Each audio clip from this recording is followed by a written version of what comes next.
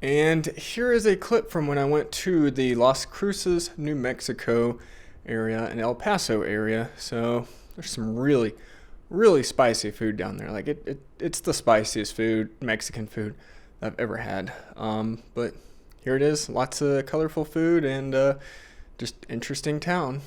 So this was a place called El Sombrero, and I just got enchiladas.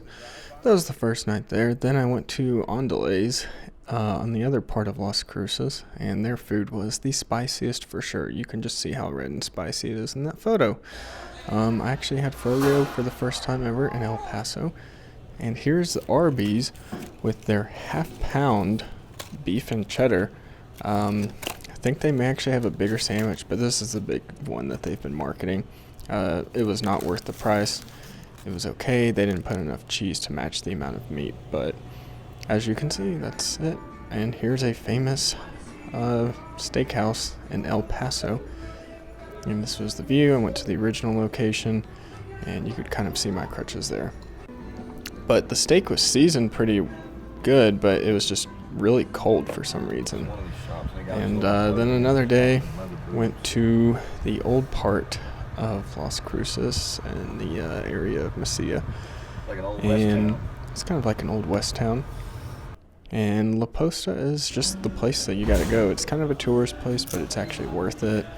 Food's spicy, portion sizes are huge, the decorations and scenery is really nice. They have parrots, they even have piranhas, and they have a sign that says don't stick your hand in the piranha tank, so it's whatever. But they even have a nice little patio. It was too hot because, again, this was like the first week of September when I went.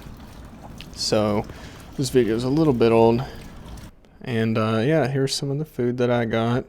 And my dad got some fajitas. And again, we couldn't finish our plates because just so much food for a really cheap price. So I definitely recommend going there.